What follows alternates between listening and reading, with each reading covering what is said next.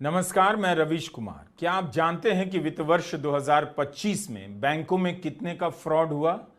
36,000 करोड़ रुपए से भी अधिक का फ्रॉड हुआ है। आपका पैसा किस तरह से उड़ जा रहा है, इसे रोकने को लेकर इस समय बहस का ये सबसे अर्जेंट टॉपिक होना चाहिए। 2024 में 12,000 करोड़ से अधिक का बैंक फ्रॉड हुआ है।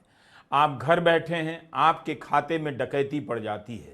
अब आपको यह भी जानना चाहिए कि जितने भी फ्रॉड हो रहे हैं उनका संबंध डिजिटल पेमेंट से ही है। करीब 57% बैंक फ्रॉड के मामले का संबंध यूपीआई लेन देन से है। 13,000 करोड़ का फ्रॉड प्राइवेट बैंकों का है। यह सब रिजर्व बैंक की रिपोर्ट से बता रहा हूं। जो पेशेवर होने और दक्ष होने का दावा करते हैं, जिन्हें दिखाकर दिन भर सरकारी बैंकों का मजाक उड़ाया जाता है, उन प्राइवेट बैंकों में हजारों करोड़ रुपए के फ्रॉड कैसे हो जा रहे हैं? जिनके साथ फ्रॉड हुआ है उनके चेहरे अर्थव्यवस्था के विमर्श से गायब हैं। पैसे मिले या ना मिले, उनका चेहरा, उनका हाल कहीं नजर नहीं आता। अखबारों में खबर छप जाती है, उसके बाद लापता हो जाते हैं। बैंक फ्रॉड से 36,000 करोड़ रुपया निकाला गया है।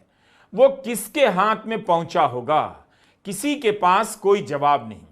57% फ्रॉड का संबंध प्राइवेट बैंक से है। क्या आपको इसमें कोई लिंक नजर आ रहा है? यूपीआई से आप लेन देन करते हैं। बैंक फ्रॉड में यूपीआई का हिस्सा 57% है।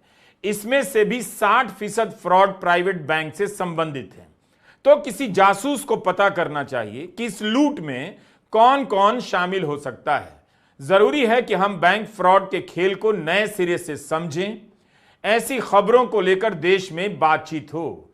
समझ बने कि डिजिटल करेंसी आगे जाकर आम जनता के जीवन को आजादी देने वाली है या सरकार के कंट्रोल करने का नया रास्ता बनाने वाली है। रातों रात आपके खाते का पैसा किसके इशारे पर उड़ा दिया जाएगा?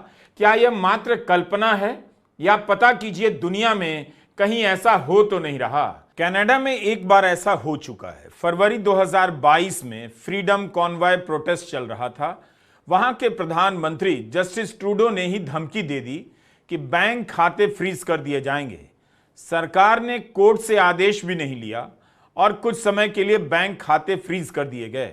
कभी आपने सोचा कि प्रदर्शन में जाने पर बैंक खाते फ्रीज किए जा सकते हैं? इसलिए देश और दुनिया से बेखबर मत रहा कीजिए। इससे पहले कि घर घर में हाहाकार मच जाए, समय आ गया है कि हम अर्थव्यवस्था और उसके भीतर अवसरों की सच्चाई का कठोरता से सामना करें और आंकड़े के खेल को समझें। 2024-25 में यूपीआई के जरिए लेन देन की राशि 260 लाख करोड़ तक पहुंच गई है।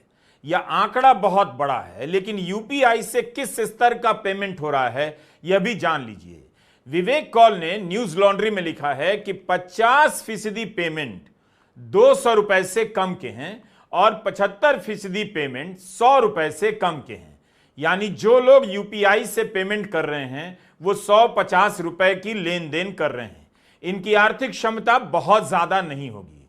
सवाल है कि निचले तबके के लोगों के 50-100 रुपए के पेमेंट को जोड़कर क्या इसे अर्थव्यवस्था की बड़ी कामयाबी बताई जा सकती है?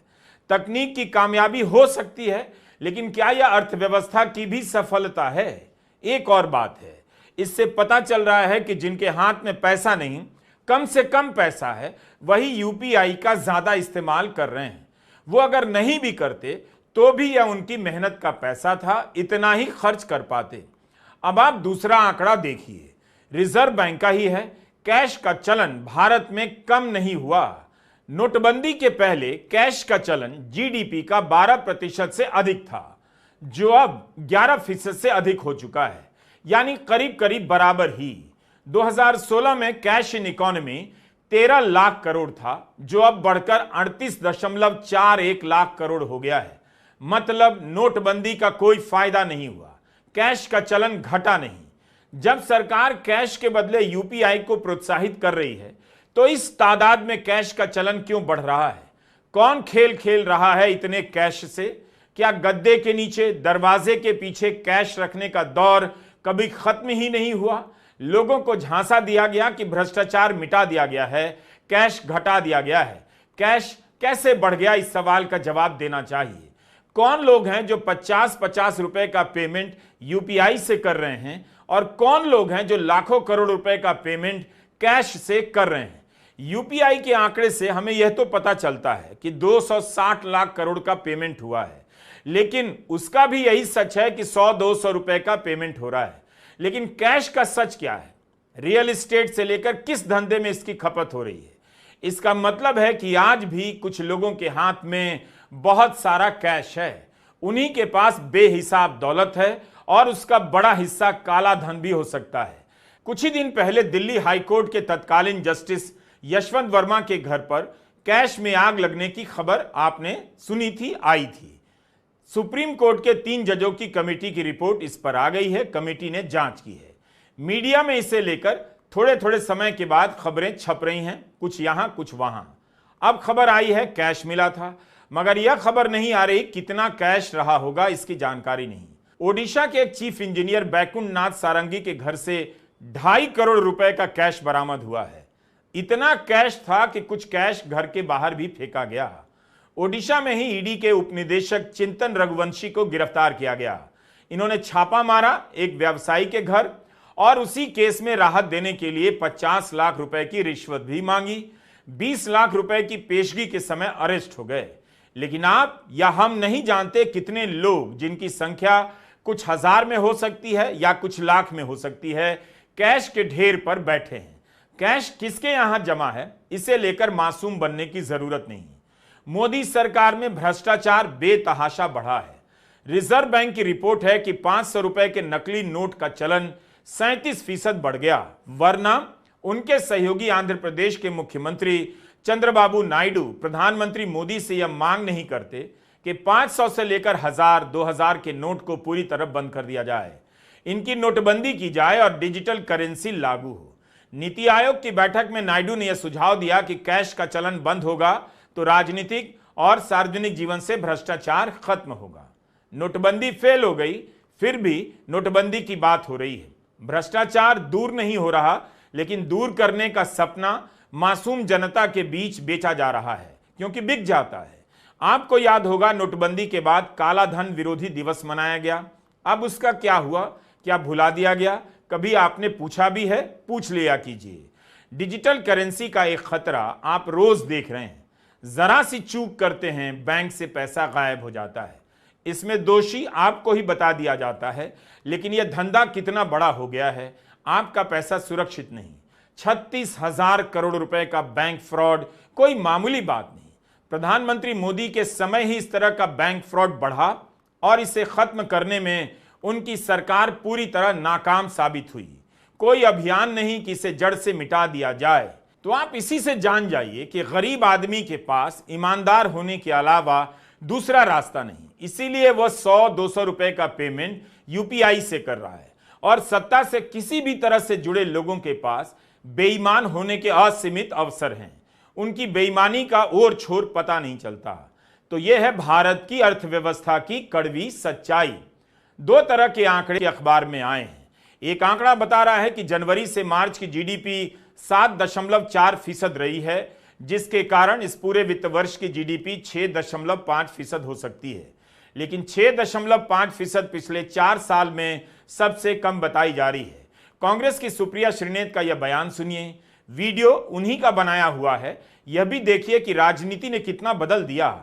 जो काम मीडिया को करना चाहिए वो काम अब राजनीतिक पार्टी के प्रवक्ता कर रहे हैं, यानी ग्राफिक्स और बुलेट पॉइंट के साथ बयान जारी कर रहे हैं। सुप्रिया श्रीनेत पूर्व में आर्थिक मामलों की पत्रकार भी रही हैं। वित्तीय वर्ष 2025 जो अभी 31 मार्च को एंड हुआ है, 6.5% ग्रोथ रेट हमारी जीडीपी की हुई है, जो कि 4 साल में सबसे निचले स्तर पर है। कोविड के बाद से सबसे निचले स्तर पर यह ग्रोथ रेट आई है। यहां पर यह बताना जरूरी है कि हिंदुस्तान इस टाइम पर 7% ग्रोथ रेट इकोनॉमी भी नहीं है। हमारी ग्रोथ रेट फिस्कल ईयर 25 में 6.5% आई है। इसके पहले वाले साल में 9.2% थी। फिस्कल ईयर 23 में 7.6% थी। फिस्कल ईयर 22 में 9.7% थी। तो हमारी ग्रोथ रेट 4 साल में सबसे निचले स्तर पर आई है। इसका पूरा प्रभाव निवेश पर, कंजम्पशन पर, जॉब्स पर, इकोनॉमिक एक्टिविटी पर पड़ता है। क्या ग्रो कर रहा है? एग्रीकल्चर हर बार की तरह संजीवनी साबित हुआ। पूरे साल में एग्रीकल्चर की ग्रोथ रेट करीब 4.6% रही, जो पिछले साल उसके मुकाबले 2.7% ही थी। लास्ट तिमाही में एग्रीकल्चर की ग्रोथ रेट 5.4% थी, जो कि पिछले साल के लास्ट क्वार्टर में मात्र 0.9% थी। तो दिक्कत कहां है? दिक्कत है मैन्युफैक्चरिंग में। इतना पीआर स्टंट, इतनी सारी स्कीम, इतने सारे स्लोगन, और उसके बाद भी हमारी फैक्ट्रीज में उत्पादन नहीं हो रहा है। फिस्कल ईयर 25 में मैन्युफैक्चरिंग की ग्रोथ गिरकर 4.5% पे आ गई, जो कि उसके पिछले साल के मुकाबले 12.3% थी। लास्ट क्वार्टर में मैन्युफैक्चरिंग की ग्रोथ रेट गिरकर 4.8% हो गई, जो कि 24 के लास्ट क्वार्टर में 11.3% थी। लगातार मैन्युफैक्चरिंग गिर रही है, हमारी फैक्ट्रीज में उत्पादन नहीं हो रहा, और इसीलिए इतने सारे लोग बेरोजगार आपको दिखते हैं। आपको एक बात बताई जाएगी कि Q4 में तो हमने क्या स्टनिंग ग्रोथ करी है, 7.4%। इस बात को सुनिएगा और फिर अब आगे की बात समझिएगा। Q4 में 7.4% ग्रोथ रेट थी, Q3 में 6.4 थी, Q2 में 5.4 थी, और Q1 में 6.7 थी। तो फर्स्ट हाफ में एवरेज ग्रोथ रेट 6% थी, सेकेंड हाफ में एवरेज ग्रोथ रेट 6.9% है। पहले यह बात समझ लीजिए। अब आगे की बात करते हैं। Q4 पर क्यों नहीं ढोल बाजे नहीं बजने चाहिए? क्योंकि ये मिसलीडिंग है, और ये मिसलीडिंग इसलिए है क्योंकि अगर आप Q4 का जीडीपी देखिएगा तो 7.4% ग्रोथ रेट है, लेकिन अगर Q4 का जीवीए देखिएगा तो वो 6.8% पर ही ग्रो हुआ है। ऐसा क्यों हुआ है? ऐसा इसलिए हुआ है क्योंकि सब्सिडी फोर्थ क्वार्टर में 45% डाउन है, और गवर्नमेंट स्पेंडिंग चौगुनी हुई है। तो इकोनॉमिक ग्रोथ नहीं हुई है, सब्सिडी डाउन हुई है, गवर्नमेंट ग्रोथ चौगुनी हुई है, और इसलिए आपको Q4 का जीडीपी बढ़ा हुआ दिख रहा है। कांग्रेस का कहना है कि वास्तविक वृद्धि हो रही होती तो जमीन पर भी दिखाई देती, जो नहीं दिख रही। इस बीच एक और खबर आई है। 10 साल से यही हो रहा है। जीडीपी के आंकड़ों से उम्मीद पैदा की जाती है, एक तिमाही में जरा सा सुधार दिखता है, हंगामा मचा दिया जाता है। लेकिन सच्चाई यही है कि भारतीयों का जीवन बदल नहीं रहा, अर्थव्यवस्था किसी तरह रेंग कर आगे बढ़ती जा रही है। प्रधानमंत्री बिहार गए, 20 साल कम नहीं होता। वहां पर 20 साल से नीतीश कुमार मुख्यमंत्री हैं। करीब 48% लोग बिहार में 20,000 रुपए से भी कम कमाते हैं। 34.13% यानी 94 लाख परिवार महीने में 6,000 रुपए से भी कम कमाते हैं। 50,000 से अधिक कमाने वाले बिहार में 4% से भी कम हैं। इतना बड़ा राज्य और उसकी आर्थिक हालत की यह तस्वीर। नीतीश कुमार की सरकार ने ही 2023 में जाति गणना कराई थी और उसकी रिपोर्ट पेश की। इस सर्वे में बताया गया है कि 95% से अधिक बिहार के लोगों के पास यातायात का अपना कोई साधन नहीं। बिहार की आबादी 13 करोड़ से कुछ अधिक है और 12.48 करोड़ के पास परिवहन का कोई साधन नहीं। केवल 0.44% के पास ही 4 पहियों वाली गाड़ी है। आर्थिक विकास की बात नहीं होती, इसीलिए 20 साल से विकास के नाम पर केवल सड़क, फ्लाईओवर और स्टेशन की रंगाई पुताई से नेता अपना भाषण पूरा कर ले रहे हैं। बिहटा एयरपोर्ट पर भी 1400 करोड़ रुपए का निवेश हो रहा है।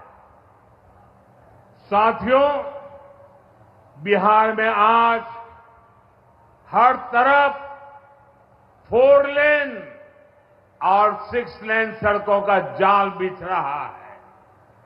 पटना से बक्सर, गया जी से डोभी, पटना से बोध गया जी, पटना, आरा, सासाराम, ग्रीनफील्ड कॉरिडोर, हर तरफ तेजी से काम हो रहा है। गंगा, सोन, गंडक, कोसी समेत सभी प्रमुख नदियों पर नए पुल बनाए जा रहे हैं। हजारों करोड़ की ऐसी परियोजनाएं बिहार में नए अवसर और संभावनाओं का निर्माण कर रही है। इन प्रोजेक्ट से हजारों युवाओं को रोजगार मिलेगा। विकास दिखे इसलिए स्टेशनों की रंगाई पुताई सजावट की जा रही है ताकि लगे कुछ हुआ है। लोगों का जीवन लेकिन कम बदल रहा है। कब तक बिहार सड़क निर्माण के आईने में ही अपना चेहरा देखता रहेगा? कब देखेगा कि उसके कॉलेज कबाड़ में बदल चुके हैं? वहां से केवल पलायन के लिए एक सर्टिफिकेट मिलता है, पढ़ाई खाक हो चुकी है। सोचिए, इतनी बड़ी अर्थव्यवस्था बनने का स्वांग कर रहे हैं और बिहार की 13 करोड़ आबादी में से 12 करोड़ लोगों के पास कंप्यूटर या लैपटॉप नहीं है। यह जाति गणना की रिपोर्ट में यह सब आया है। कब तक हम इस सच्चाई से भागते रहेंगे? कितने साल और धार्मिक मुद्दों पर राजनीति कर लेंगे? कभी ना कभी इन सवालों पर लौट कर आना होगा। जब तक हिंदी प्रदेश के एक जागरूक प्रदेश का यह हाल रहेगा, बाकी राज्यों का क्या हाल होगा आप कल्पना कर सकते हैं। नेशनल स्टैटिस्टिक्स सर्वे एनएसओ की एक रिपोर्ट आई है। इसके अनुसार भारत के ग्रामीण इलाकों में आधी महिलाओं के पास अपना फोन नहीं है। 15 साल से ऊपर की 51.6 महिलाओं के पास मोबाइल फोन नहीं है, जबकि 80% मर्दों के पास फोन है। इसका एक मतलब यह भी हुआ कि महिलाओं के पास सूचना और मनोरंजन दोनों के साधन नहीं है, स्वतंत्र रूप से संपर्क के भी साधन नहीं है। उन्हें पता ही नहीं कि देश में, दुनिया में क्या हो रहा है। भारत सरकार ने 2024-25 के लिए कर संग्रह का लक्ष्य रखा था, उससे 58,000 करोड़ कम टैक्स मिला है। इसमें प्रत्यक्ष और अप्रत्यक्ष कर दोनों शामिल हैं। कर संग्रह का टारगेट पूरा नहीं हुआ। फैक्ट्री का उत्पादन कब बढ़ेगा? क्यों नहीं बढ़ रहा? जब फैक्ट्री में उत्पादन नहीं हो रहा तो रोजगार किसे मिल रहा है? अप्रैल 2025 में इंडस्ट्रियल आउटपुट 2.7% रहा, 8 महीने में सबसे कम। विदेशी निवेश के आने को लेकर भी बहस छिड़ी है कि विदेशी निवेश का भारत में आना काफी घट गया है। पिछले साल के मुकाबले 96% कम हो गया है। बाजार का हाल भी बुरा है, लेकिन सरकार का दावा चकाचक, सब चंगा है, लेकिन नहीं। भारत की गरीबी को आप जिस भी तरह से छिपाइए दिख जाती है। अभी अभी खबर आई थी कि भारत जापान से आगे निकल गया है। इसकी औपचारिक घोषणा नहीं हुई, निकला भी नहीं, लेकिन खबर फैला दी गई। फिर खबर आई कि नहीं, यह बात अभी जल्दी में कह दी गई है। जब अर्थव्यवस्था के जानकार लोगों ने समझाया कि इस समय भारत की महंगाई प्रचंड रूप से तेज है, तब लोगों को समझ में आया कि जापान से निकलने की बात में वैसा दम नहीं।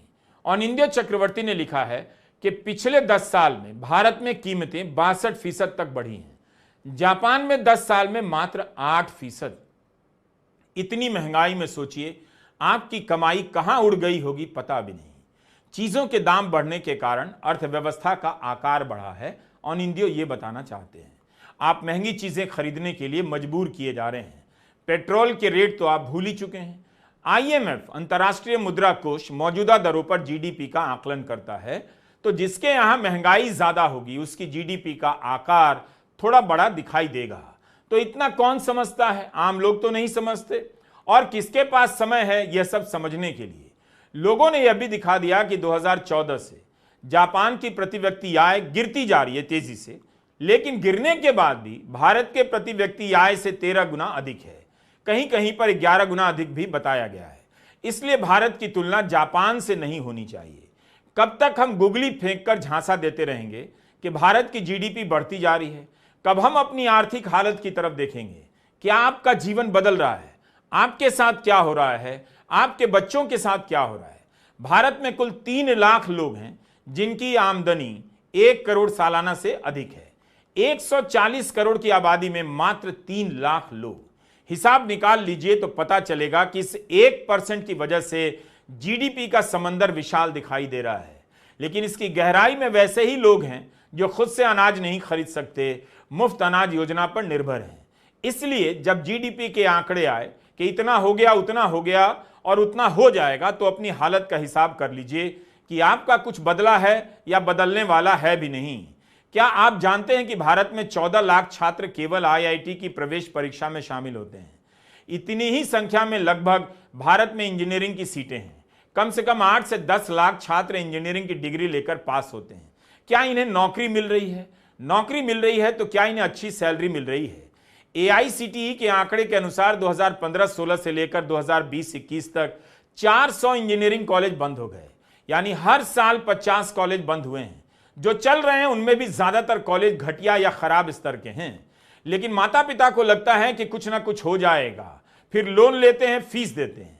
कहीं कोई क्वालिटी का बोध नहीं। अगर क्वालिटी का बोध होता तो यह बात 20 साल से नहीं कही जाती कि हमारे इंजीनियर की क्वालिटी ठीक नहीं। आप भारत के किसी भी शहर से गुजर जाइए, इंजीनियर बनाने का सपना दिखाने वाला बोर्ड मिल जाएगा। इंजीनियर बनने के लिए लोग कोचिंग में लाखों रुपए फूंक रहे हैं। इंजीनियर बनने के बाद फीस के नाम पर, एडमिशन के बाद फीस के नाम पर लाखों रुपए दे रहे हैं। इन्हें फूंकना ही कहा जाएगा कि एक तो ज्यादातर कॉलेजों की पढ़ाई का स्तर अच्छा नहीं, दूसरा जो पढ़कर निकल रहा है उसे नौकरी नहीं मिल रही है। उमा कानन की यह रिपोर्ट इसी साल अप्रैल महीने की है, न्यू इंडियन एक्सप्रेस की। 10 साल से इंजीनियरिंग ग्रेजुएट की शुरुआती सैलरी नहीं बढ़ी। इसका मतलब यह हुआ कि आईटी इंडस्ट्री में किसी को 2014 में शुरुआती सैलरी मिली थी, वही सैलरी 2024 और 25 में भी मिल रही है। इस दौरान आप यह भी जोड़ें कि फीस कितनी बढ़ गई, महंगाई कितनी बढ़ गई, लेकिन सैलरी नहीं बढ़ी।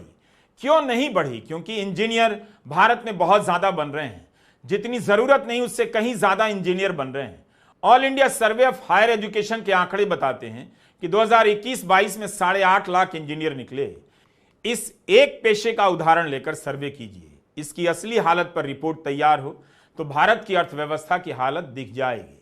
जिस पेशे के लिए एक छात्र 6 से 7 साल कठोर परिश्रम करता है, गणित से लेकर अपने विषय में महारत हासिल करता है, उसे आज के भारत में ढंग की नौकरी नहीं मिल रही। 2020-21 में 2 साल के लिए नए इंजीनियरिंग कॉलेज खोलने की अनुमति पर रोक लगा दी गई थी। 2023 से यह रोक हटा दी गई। कई रिपोर्ट है कि इंजीनियरिंग कॉलेज के 30% सीटें खाली रह जाती हैं, लेकिन कहीं ठीक से बहस नहीं हो रही। कमेटियां बनी हैं, रिपोर्ट आई है, मगर सार्वजनिक जीवन में चर्चा नहीं कि एआई के दौर में लाखों रुपए देकर छात्र कंप्यूटर और इलेक्ट्रॉनिक पढ़ रहे हैं तो उनका क्या भविष्य है। 2023 की यह खबर देखिए, केरला में चपरासी की वैकेंसी निकली। 7वीं पास योग्यता की जरूरत थी, लेकिन बड़ी संख्या में इंजीनियर चले आए साइकिल टेस्ट देने। ऐसी खबरें अब आम हो चुकी हैं। जहां भी चपरासी की बहाली निकलती है, इंजीनियर की बात होने लग जाती है। इंजीनियरिंग से निकले छात्र ऑनलाइन फ्रॉड का रास्ता भी पकड़ रहे हैं। उन्हें कुछ समझ में नहीं आ रहा कि कहां जाएं, तो फ्रॉड के धंधे में लग जा रहे हैं।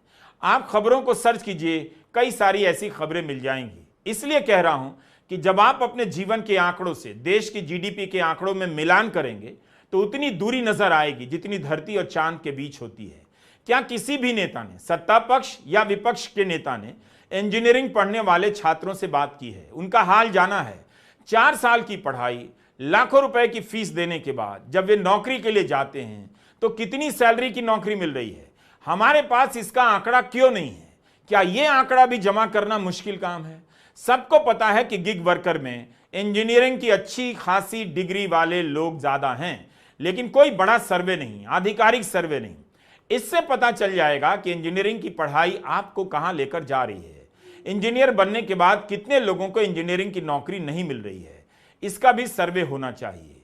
और क्यों नहीं मिल रही है? कितने लोग गिग वर्कर के रूप में काम कर रहे हैं जिन्होंने इंजीनियरिंग की पढ़ाई की है? किसी भी ठोस मुद्दे पर कहीं बहस नहीं, फालतू के टॉपिक पैदा किए जा रहे हैं, दिन रात उसी पर चर्चा होती है। बहुत जरूरी है कि हम इंजीनियरिंग की पढ़ाई और उसके भविष्य पर बात करें। अपने युवाओं को हम अंधेरे में नहीं रख सकते, ना उनसे धोखा कर सकते हैं। 11 साल बीत गए, कब तक थीम एंड थ्योरी की सरकार चलती रहेगी? जब तब कभी पटेल को लेकर बहस छिड़ जाती है, कभी नेहरू को लेकर रिसर्च पेपर निकाले जाने लगते हैं। यह सब काम आप क्लासरूम में कीजिए, ड्राइंग रूम में कीजिए। पॉलिटिक्स में बताइए कि देश इस रास्ते पर क्यों है जिसकी कोई मंजिल नजर नहीं आती। नमस्कार, मैं रवीश कुमार।